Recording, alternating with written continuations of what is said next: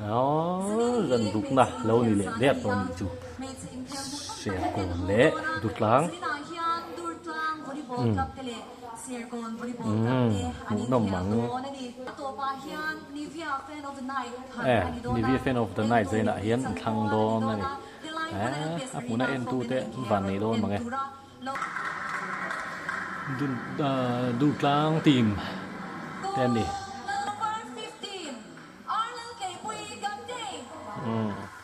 tệ tệ sử dụng mất sẵn mà cái nào nó khéo thà này tệ tệ thật trên là nhà Alicia đi sáng thì xong thì pani pro volleyball league mấy chia best player rồi mà đông tu Alicia đi hả nè libero Casey luta Casey bị lòn thấy rồi nghe đi tạ ra nè Serkawn player tên nhé Angeli kan mua Ispire mi ta tin Elena i te no boka tin hein libero Casey bị lòn mi tin boka ni first referee Maskia nia second referee Soskia ani karing Maskia Soskia second referee ông don boka ni ai khéo mong nông có bằng này chân tọa đâu này Serkawn volleyball club te RL Tlepi captain Alicia ni jersey number 423 famous on number 6 Elena number 19 Valor number 7 from Piri 11 Rebecca 14 Mangai 10 Angeli number 12 Sarah la chen chui number 8 Casey Jir sang Sili libero ni number 16 Hilal Shui Pui Kochi F Van Lom sang ani Durtlang volleyball club Lalram enge captain jersey number 5 13 Lal Lom Omi Kuri number 7 Lalrin Feli number 3 Bonnie Liberonia number 4 Laltang Hui number 9 Mary Lalom Pui number 2 Emily number 1 Lalri Timiten Rebek number 11 Melody number 14 so izo man lo tat đang ăn tok lo tat mai jersey var hi Durtlang an nia jersey Paul jersey dum ama sublimation ha hi Serkawn an nia Durtlang hi pro voi tamaning khel to an lin lan to Serkawn hi club thar pro volleyball pro division club thar an ne asudi rual chuan players an nei thani Alicia ni sang som ni me chia best spiker best player Alicia ni ne tin te arlal te pui captain an ne ni ba ka Elena in nei boka tin libero Casey libero chata kan nei boka ni Durtlang lamin service masa Alicia ni high ball an ron manga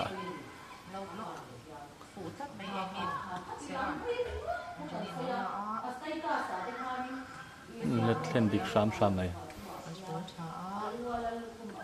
high ball at sarai high ball tengin point ron lo chuak lak mai sarai nan player li si ka dong to ma se ka bel man tat lo mai ni kina ran pa in na bi chi na video dai kan tum don nia Durtlang 1 first ball li si pen na set thu sam lo ma engi kan ti engi na ne de tei be ka changin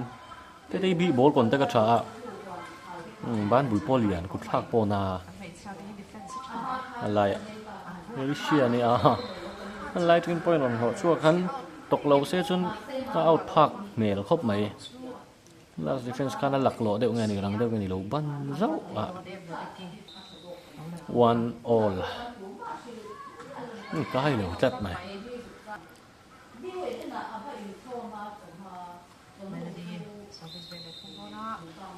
Melody 2-1 ya orang serak buka sini block placing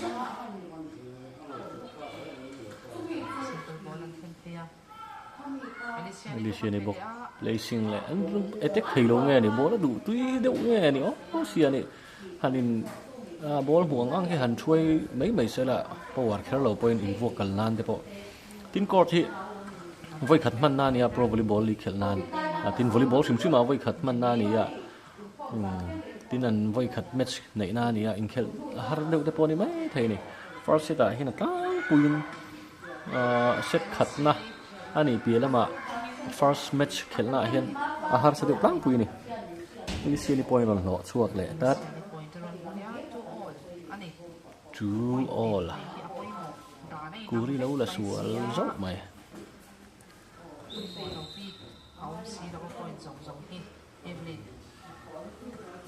F ni set lại đâu là cài đi set lại đâu rất hai bộ lại xin ý placing về cả ram pani thui mà rất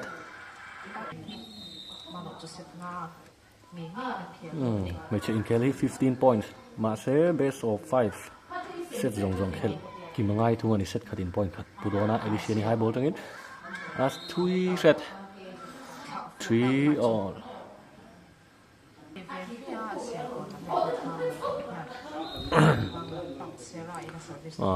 Sera này về khôi Sera izok nghe chết chadon nè lại anh nghĩ anh ring thủ chết mấy nung lắm ạ tê lại Angeli Durtlang Vs Serkawn 3 Serai bok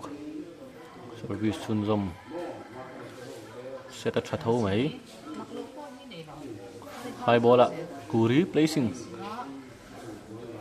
set a lu đeo nó chân địch tất mày first ball tra set a lu mà Alicia ní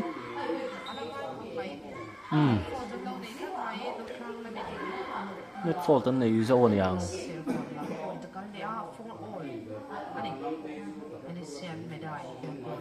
Alicia ní service zone at lát mạ tê nó ron lu ta captain cái chia chế service tê tê kan ti dai Alicia ní cái to chia em ha chú xia ní Alicia ní hi state game sang ni som bok kan na tel na display na medal la fek kan ni gold medal khala thei tlat mai ave kana ring thu tlat Serkawn point kal chun zome 5-6-4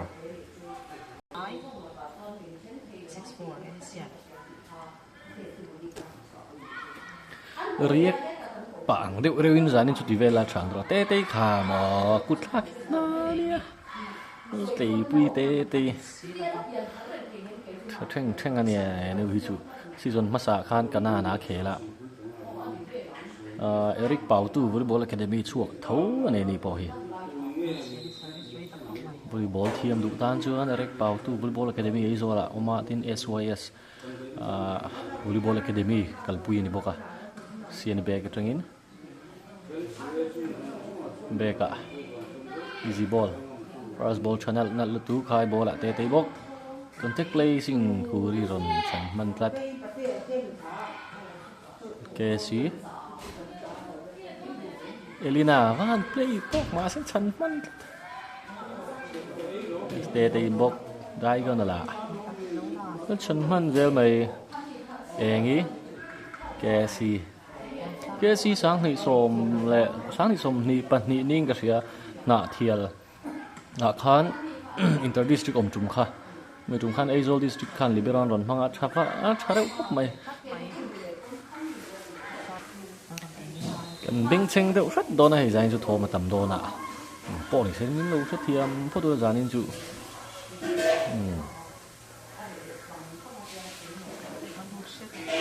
cài dâu lâu tất xếp đủ thu xăm lâu tất mấy 6-7 vậy nghe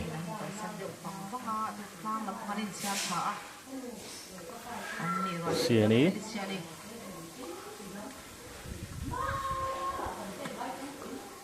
kia xì bố chắc thấy là không mày tây đai cái là cứ tha cái na khả lẽ là mà khai phi đất này đi tây bốc contact placing hiểu nó có là tách về cút thạc khi nãy em tí anh ấy tích xuân rất mấy 8-6 này technical time out rồi lại ta hmun hi mi sang khat zani borvel len theina tur bucket sheet bucket oma Angeli kai chia na thlen dik ra mai te bo khai bol chungin và han na ve te captain point on lo chuak le nga lat mai 9-6 an en ma teu ang pernal ma zuang te kut thak te hina nia Angeli is piling la Angeli hi defense hi tha service nei thaboka aizo college a hana kal thina tuna hela kalem ka chiang tami alo beka back row player ani lo le si high bola kuri lai all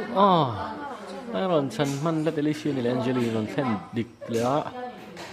la ya vut na chang ve ke si ball chan na chu tha chang dik buộc na ni kha ha chu 7-9 dai gan la ron her Becky service doon Durtlang Rebecca Elina Tete Van lắc về Tete 10-7 net placing thế là tiếng rất chết rằng thiếu có hena harsa đều này time out lệ khác time out rồi ba service tra easy ball first ball tra set a cao đều Elina rồi vừa địch lùi sáng first ball là nó chân địch dễ Angeli Durtlang lampong first ball tu sam lo tlat mai ku ri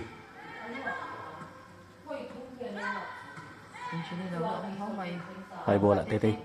straight te ball wo ko tok em 11-7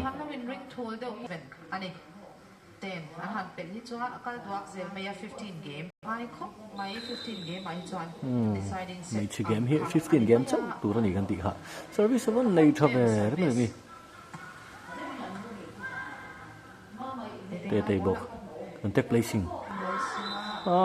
ram pani ne to khoi tel zau mai we don't em 12-7 Remember service sun don 12-7 so panga game ania ti rule chun set ngan khel don set acha te high ball taking box Kuri contact avatok ve all thalu tu ka chu 13-7 ya tiếng nga te khel ran chun man of the country player of the match ani thei mai anga ani hi chu man of the match poni se om tho 13-7 point ni chen ma mo ta share kon in tun set lak nan no zai na hen set ngan na thei do nge solid point khat set khat hian point khat zel kenga kan ti kha solid point mu thei chuna lo mom via bang Kuri beka siani lisini feedback lo nge ni aswang hi dik lo tlat thui ma tlat 14 set point an nei ta Serkawn lamin 14 set khat ma mo hi point khat la mo ani kara point sari oma te set one set te deu ni bo man lo tlat Angeli first ball tha alaya Evelyn dim set Kuri te dik sam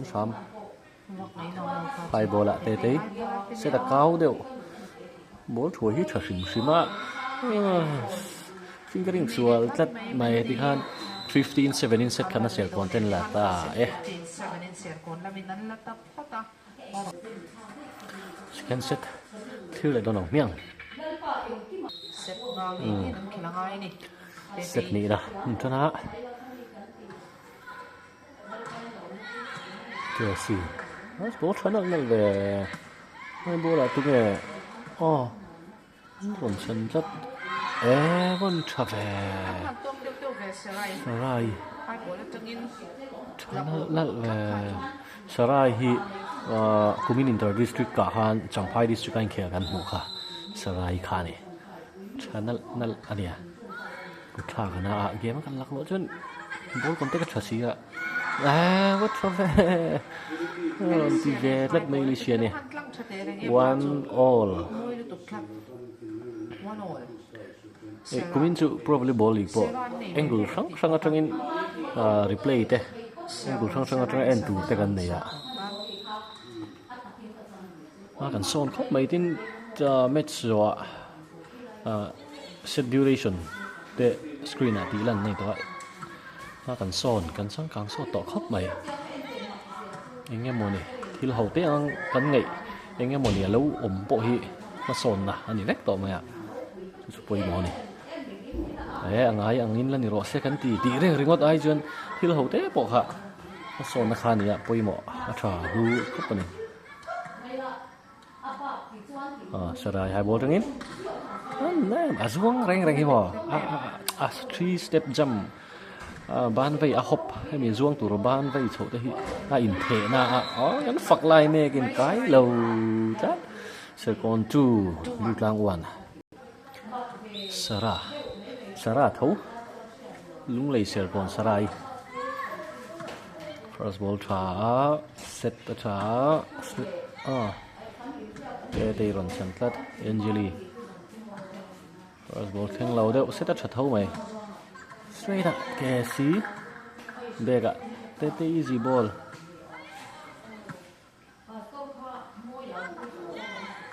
la chan dik Alicia ni lai tangin set a lu deuh thui tlat Alicia ni 2 all 2 all อันนี้Sarai service Potra Angeli phát to kèm Angeli là huyệt chu nghe 3-2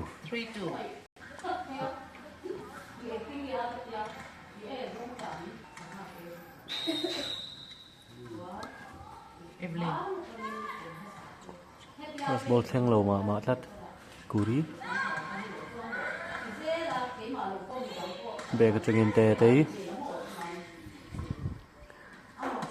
ấy single block Elena nó lâu đã chần rất bé mất đắng để sọ về này tech về đón pressing first ball là đều nghe đi Sara bè cái chân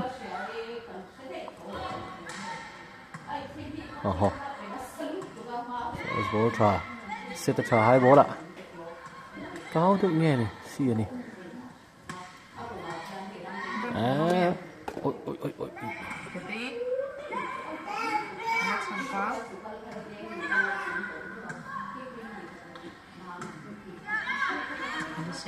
Siani tenon lengat setalu deu kai do kat Sarai ron really review ron ti sual mai Evelyn service sun zom service vẫn này thật thì về ấy tắc sign lâu là táng Elysian hai ball từng in cái lỗ nghe block lá huyệt tỏ lỗ tất đã ra chứ 5-2 Evelyn service luang zel mày first ball khen lỗ lệ tát Kuri hai ball trăng vô kín đáy gần là khen địch lỗ tất khá chứ 3-5 Rampani first ball khen lỗ hai ball ạ Kuri lụt cao dấu ta đầu lật máy 6-3 substitution Kuri ha chol tira Emily ram sangi ron da lu ta Alicia ni service don tlarma te te ron lu ta Elina ila omboka Angeli omboka tlarma te te won na ve ma se ram pani đấu trận man chân đấy địch chia net fall cái này cho Elina đi làm bằng point còn cân về nga rất 4-6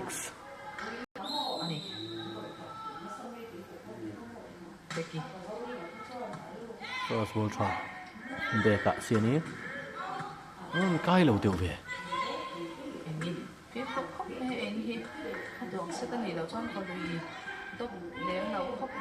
play trở về tê tê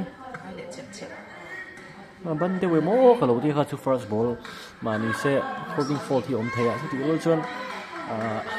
harasa lúc tụi có rồi là chụp về lúc han thì vàng thì có để mấy thầy tê tê sir mà lật 5-6 Becky service sun zom don point cut phak nan ngai á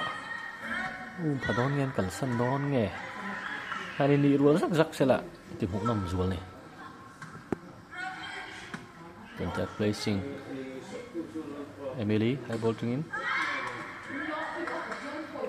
để sẽ đã lùi set lại ola ron placing ạ ron chân man sẽ đã lùi đều lát gel easy ball first ball trả sẽ đã trả anh ấy thui set nó out low từ em 7-5 Angeli defense trả ball receive trả Angeli sẽ đặt cal đều còn try được sang mấy senior player đó nhẹ tọa Elina thui trap mà sẽ còn sẵn out cái ring đều tất mấy pha chứ để lâu ta sẽ lại Angeli first ball khen lầu hai ball lại Emily khác vấn đề mà sẽ Elina block lâu lại ném thấy tất mày easy ball first ball channel năn lưu tục set a try Elina placing Emily lâu là bé cả Angeli first ball là chuông lâu tát siani bé cái changin Sarah first ball try set a try lưu tục hai ball lại tê tí kha mà và hành này em cút kha cái nó lúc nu vuộc nật gì à hiếu thế ha thầy mà ruộng cái ring đều cái ruộng sàn lai na vào man tắt mà tai mình đi bốc xía Serkawn service zoom đó na Angeli 8-5 Angeli service vẫn này trở về easy ball on kana ball du thu sam talo engi all Angeli bokron san man tlat mai out phatlat mai kha chu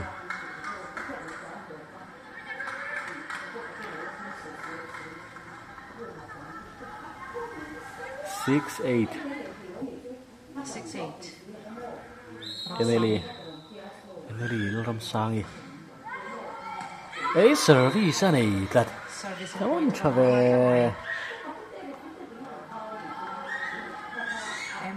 nhà ron đã cho em nhà ron phốt aqual là lưu tục 7-8 anh ta cái đâu là lu phát đều xin 9-7 này lại ta rem ron dalu ta Elina ha chol tira nunga Elina ha chol nunga online ha chol tir don ya Sekatra Sarah single block nó hành block trở về ifli đi substitution time out anh Sarah Durtlang ball vô cái trả ifli ni block ball lâu trả time out ni lệ tắt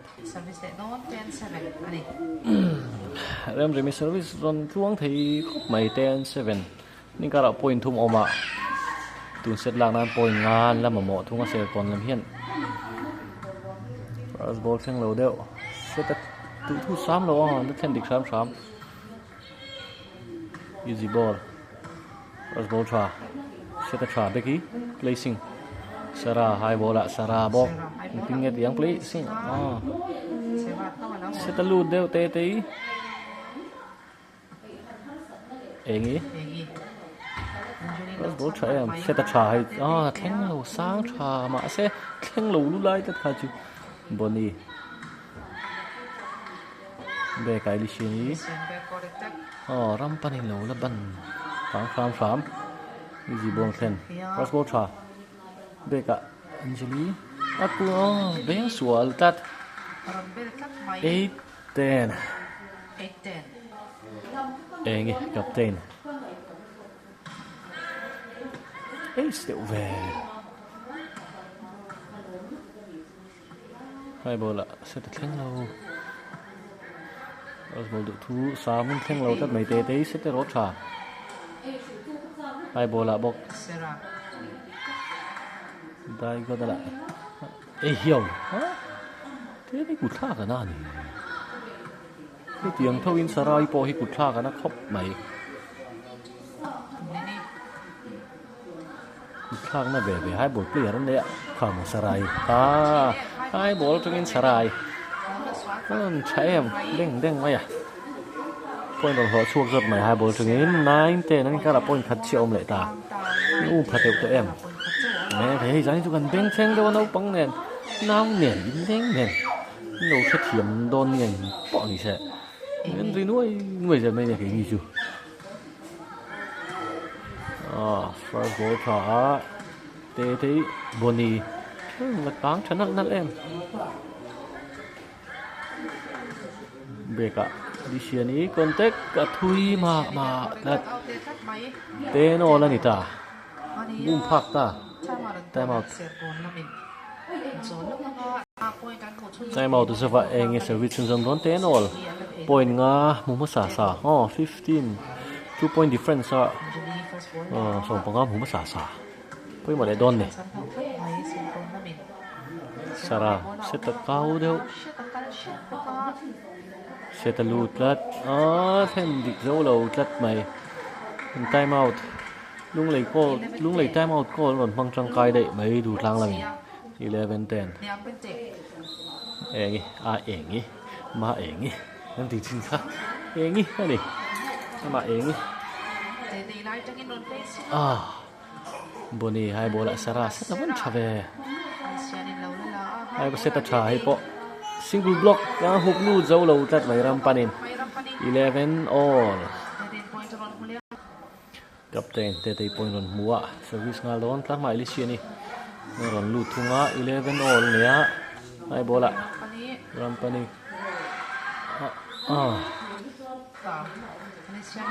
thil dang a han per hi chuan thiang lo ni to ne Durtlang 12 Serkawn 11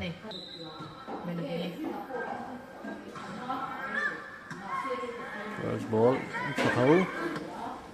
siani to về hai chứ ball na ni khan lova chan char man lo rat mai position hi al lai hian a har sa ve thin he tiang hi ke pe na lai lak lo hian man turanga ngai po hi kan man lo pha thina stepping te position te hi dikanga em ani 12 all kai lo that Durtlang 13 Serkawn 12 Sara first ball nắm xuống cắt attack ball này thầy lâu quá hai ball là Emily thui mà tê đâu nó thần thố mày lâu ring điệu nghề này lại thì những trăm single block elision cái lâu hả chụp han kai pon se elision kana block fu me thâu mai kha chu akai thâu mai tiang blocker kut kha han fu patat block lo ta sen bang lut tu sim ina langa ma se su tu wa chon elision kan lo dang ne sim mai 13 all first ball thả thui mà ta set point anh này để ta Serkawn là mình 14-13 set point này là Eflin service zone là mà Elina là lụt tổ bọc à Alicia này không bọc à first ball thả back medium à set được thu sam là lụt hai ball à Emily thui mà ta 15-13 in set này na Serkawn in là lệ ta set chúng nan chân lệ đâu na khi cắn huang khi á Serkawn set nín làตัว15-7 lệ 15-13 in nè set duration poron langa first set I don't second set boarding carry set third set khi lại đón nè Durtlang captain eng ấy service á first ball đủ thu sam lâu Sarah Alicia này cứ thắc cái rồn đằng đeo thắc game em zia rồn chuột đón nghe đi line nè để cắt Alicia này first point này rồn lộ chuột á lúc này mang rồn xuôi ngà là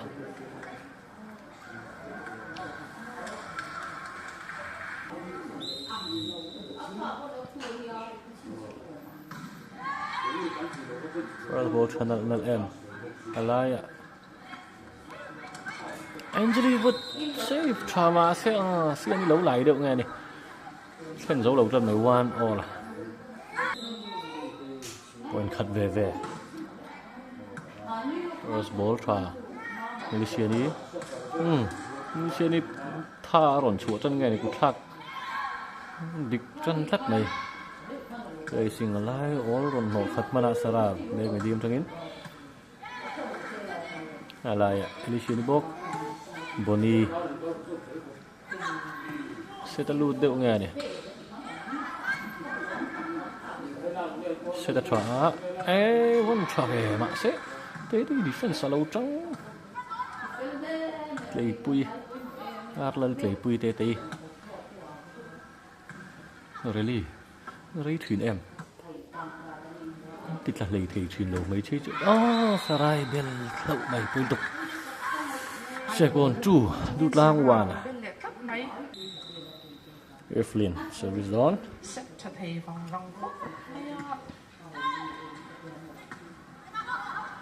easy ball thế nào cross ball try set a try high ball ạ nó chỉ em nó sẽ block lâu lại nên thì rất cay đầu lại thật 3-1 Eflin service zone Aaron Travis service 4-1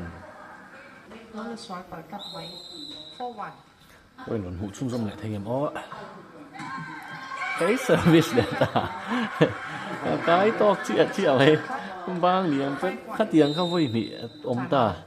đúng này Serkawn service hiện 5-1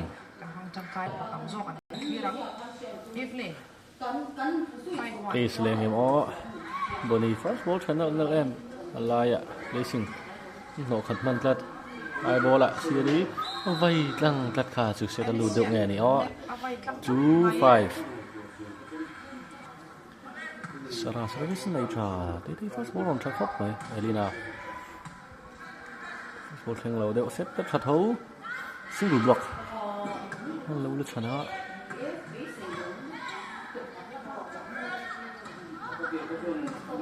first ball try high ball ạ Emily thấy to bên đồn vội tê đầu fingering miệng mày nó đi suộc sặc khá khóc mày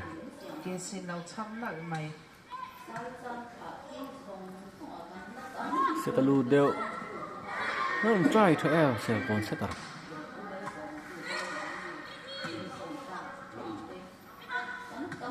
first ball try set a try high ball lại Alicia đi single block rampanit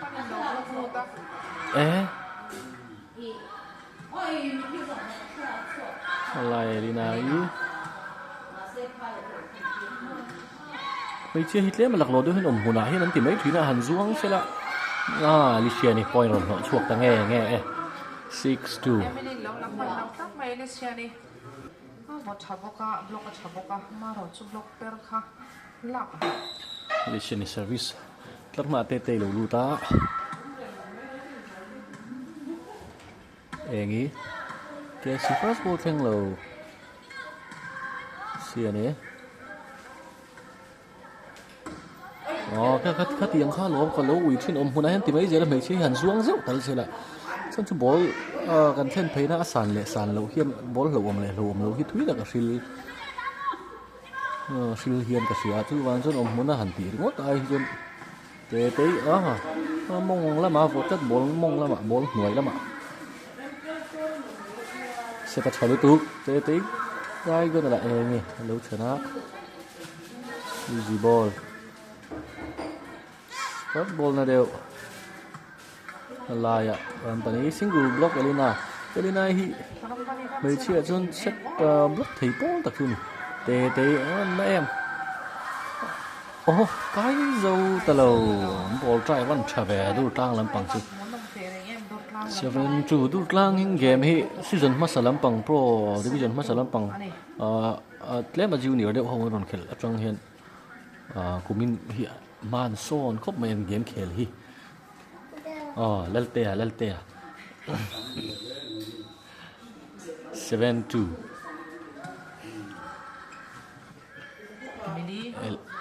thui mà thật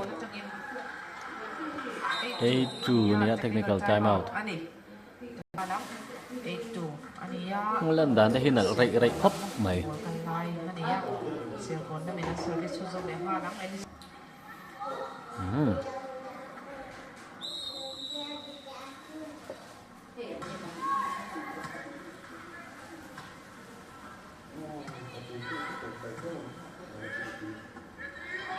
thì hai bó ạ Thuy nọ ạ Durtlang lòng đằng đi cắt mày bắn một chân dòng thầy đồ để làm ta đi Malaysian back for return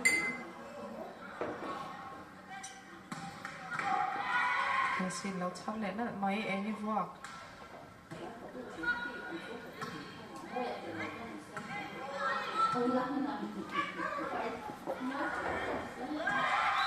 Elena Namper sira Tok sira Ini 9-3 Angeli lal riat chumi service nei thadai kan ti kha Angeli hi defense thabok sia Rose ball try high ball at te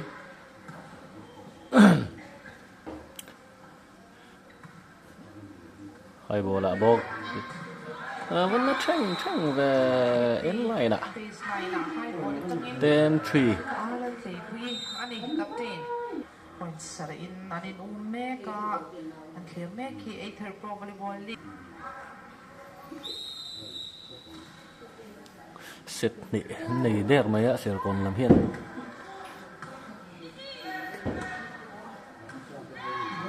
sẽ là ông muốn cho những contact ball thì xia này hai ball ạ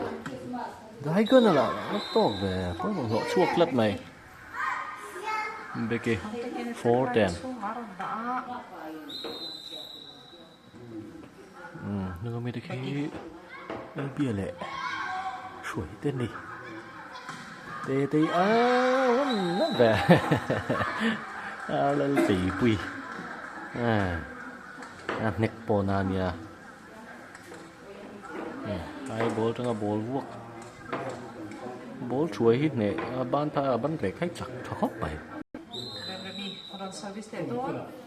emจะมีหล่นดาลูดเลยอะ Rose ball try tê sẽ được cái đeo ai lucky ga chứ nó hàng vàng này em lắc lẹ vàng này cái cột đeo này 12-4 đó nên cái rau là mày phải thì đón nghe set thum là do khi chặt do cái này lẹ đón à chủ tịch luôn chọn set ngàn khel kiếm tách đón này set lưu đeo Emily nằm cay nào chặt 13-4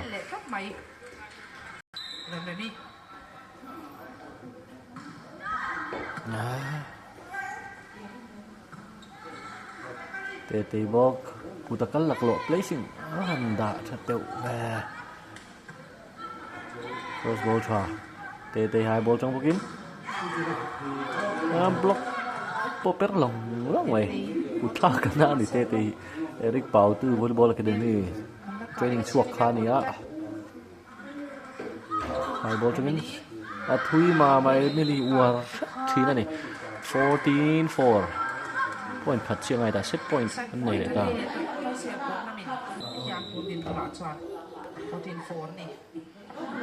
thui set 5-14 Emily service zone Emily là ram sang ấy kia si first ball tu sang lâu lết thêm địch khám mấy set tarin easy ball high ball à set a loot đều Sarah tê ball contact thì buộc chắc liền nó sẽ có chân tục net fall đây này Sarah lâu vây tăng rồi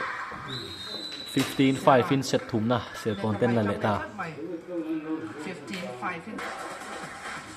15-5 set lý na khi lệ ta đón này set lý na thì khan Serkawn tên 3-0 in set an là toa Serkawn tên sắc tổ xia cứ tí ruột chuan set ngã khel kìm ngay này Alicia này hai ball ring point rong hậu chuộc ngal đập mày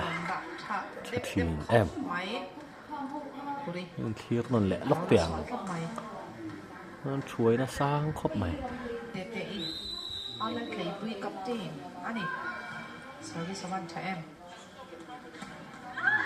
Sarah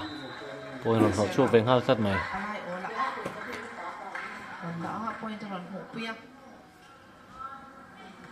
Sarai hi kumin inter district khan champai deviate na ronin lan kan hukha leyo chatak khane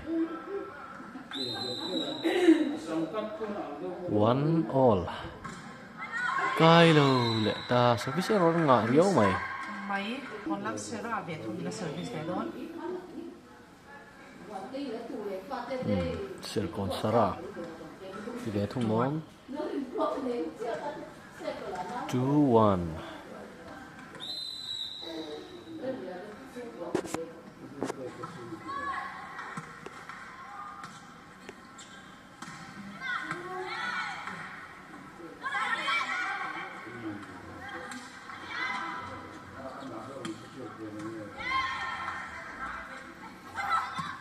xia này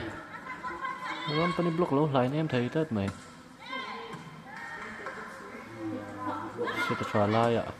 Evelyn easy ball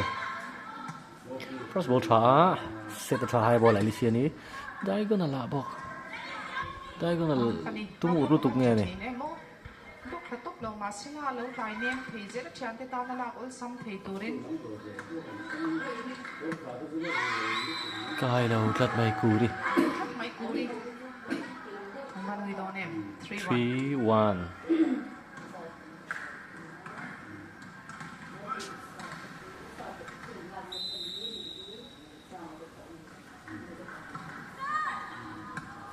Bonnie first ball trả hai ball ạ cú đi bốc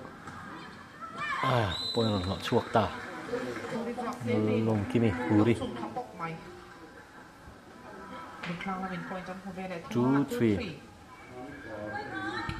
Sarah Durtlang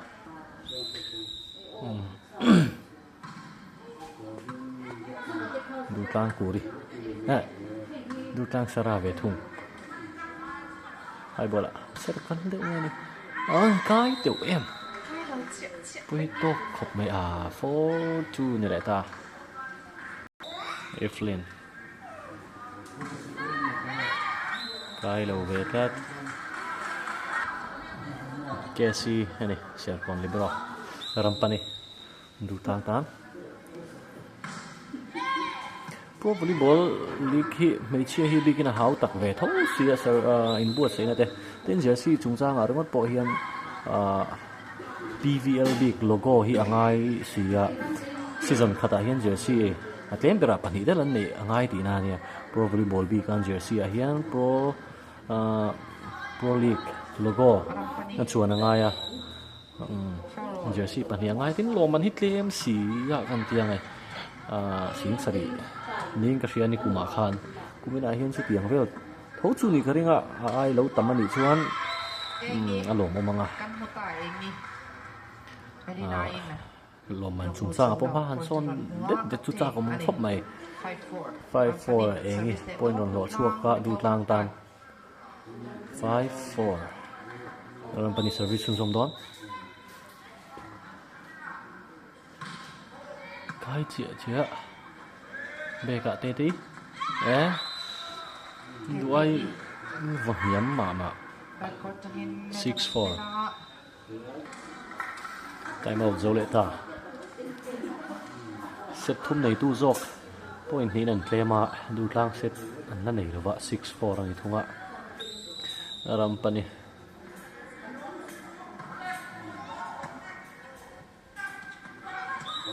net fall than nei lat ti Serkawn Serkawn seta first ball na deuh nge ni 7-4 ingkara point thum be thunga Serkawn te chak zo kan ni to na chungin set khat zelin point khata kengan dikha point lo chua sim kha poimo a chak lo nuwa point khate mo point ni mo lo theina chance khan la nei ni awan to game ya lisia ni 5-7 lisia ni service lak ma te lo lu ta first ball kheng lo shred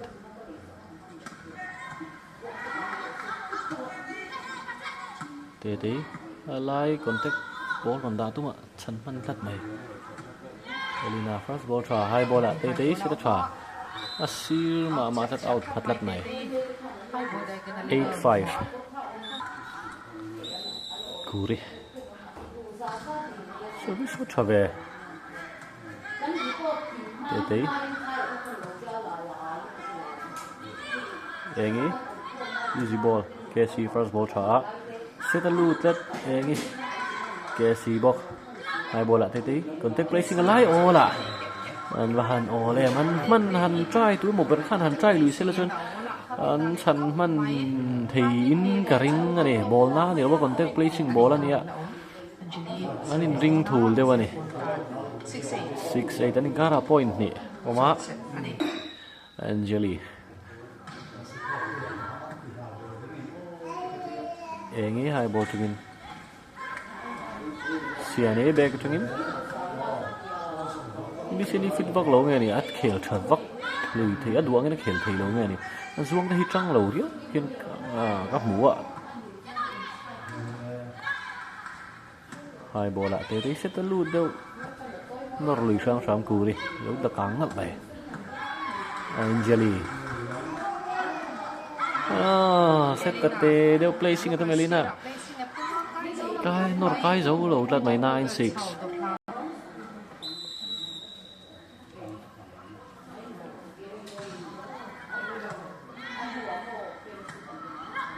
te Sara first ball try ka tiang kha hai bola hian han nor kang thin mai Sara lai vi la han nor kang thin mai che a wi om thin Sara Elina block lo lai ne ma ka tiang hian mai che hi an samin net to hi fault ani lova an trave engi captain point ron lo chuak 10-6 Lita set phung man lau nuwa set di na a pet section tu han lit mang tan Becky service zona ring kara point lioma tin set lak nan chan san nei tha te va han chan neu ve 7-10 remi Elina back row chuột hiền service remi nhưng mà còn chuẩn tiêu thì Elina ha còn tiêu pa te pon ya in defense a nhưng trong kai yếu một cái này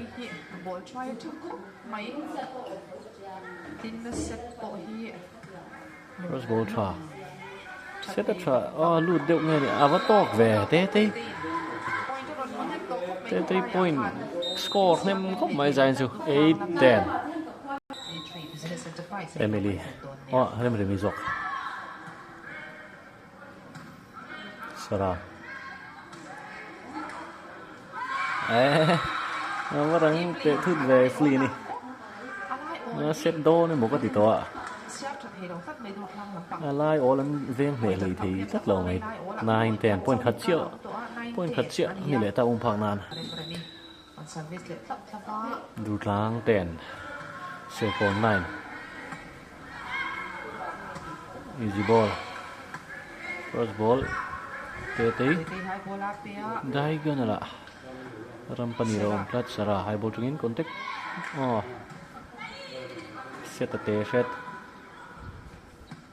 set a cha sara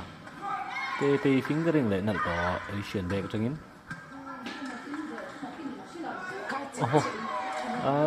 one chan dik teo em back placing to không mai ha chu 11-9 captain ang service do 11-9 kara point mi oma tu seklak nan point lead chen mamo thunga te contact placing lai all veng ne that to thui ma eng du ai tin nge mai 10-11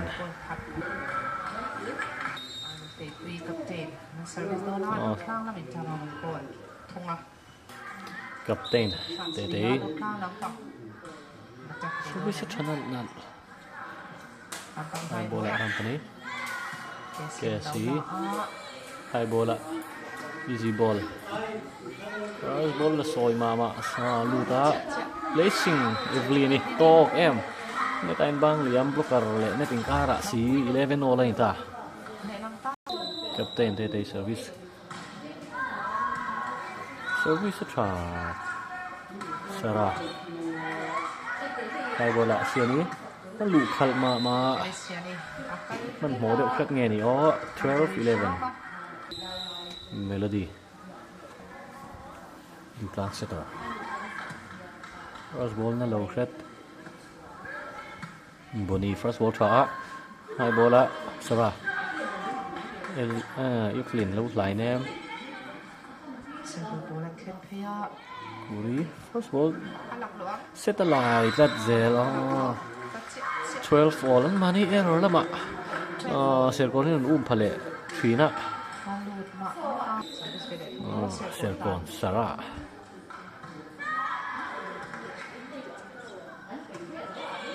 easy ball phena first ball tra set a tra placing blocker sira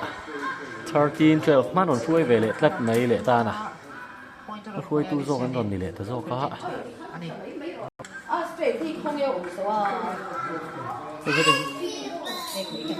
Sarah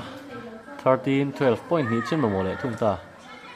บนนี้ first ball ซอยมาตัด Angeli ทราเซตทราเชื่อคนละpoint ในเตะกันนั่นแหละจันเดียวมาช่วยอะไรตั้งใกล้ดูตัดไม่ทันทีติดช้าง3เสียละ14 set point 12ฟันนี่แหละตาpoint ขัดเช่นมาหมดเลยตา service tra กูรีได้กันละเอลิเซียนกับฉันมันตัด Evelyn อันดิกเชียไม่ sideline นะติคาน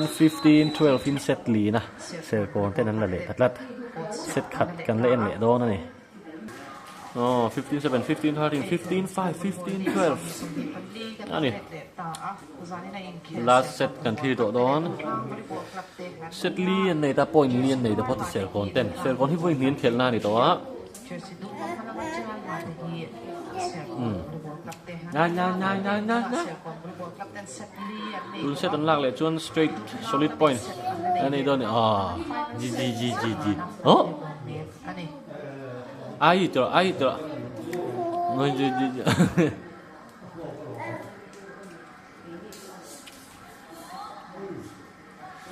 เซตลีทั้งที่ตัวSerkawnนี่เซตลีนี่แหละตัวlast set ตอนนี้โดนนี่เซตตบนั่นเปล่า Durtlang hiện là lạc về chân point khả năng lộ đón thấu thua này cặp tên này gì service đón service đón ha tuần set hiện là thấy đón em Durtlang làm gì anh em xem cho thấy đón em Angeli first ball vẫn chọt em lại Rampani KC bê cả tê tê sẽ ta vẫn chăn Angeli ball try vẫn trở về Sarai bok sẽ ta lưu đều Alicia placing à Melody lâu chân easy ball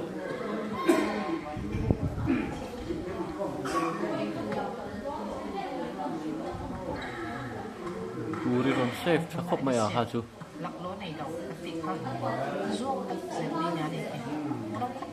Angeli Becca Sarah hai ball trên đáy con là Casey Van là trẻ em Sarah bok nó chẳng gì really mũ nằm thì khóc mày bí sĩ anh really anh mũ nằm thì chưa này hai ball á Sarah Casey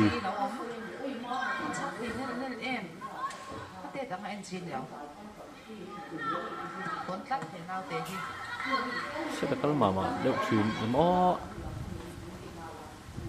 này easy ball là tách chân sân đấy ạ first ball lục của anh ai khóc mày à và uy ông về ha chú Becky hắn set sẽ là vất đạ cho em Rampani cái si ball try trả véo nạ mà sẽ chân xuống giống ngang bị lâu nè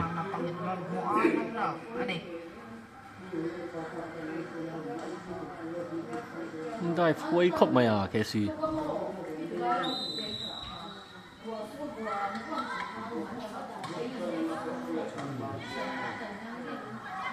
เสียนี้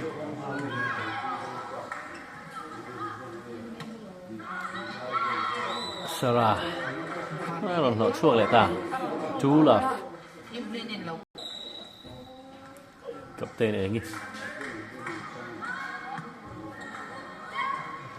first ball na mama kat 3 love eng service luang zel mai kapten sẽ ta lút thread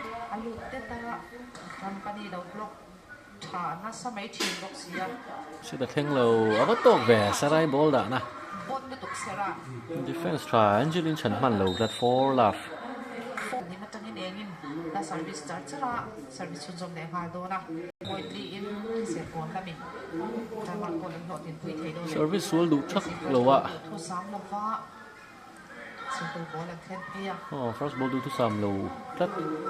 Rampani single block Elysian ai hey zuang sang về 1-4 athletics Olympic money Nordic Olympic Pokal long jump ate lang Mizoram ayo in what na kanini he Sarah 1-4 Rampani Casey first ball first ball try set the try Sarai bok block om lo về lệ tan racing tức là cay lâu thật ifling play cay tiểu em 5-1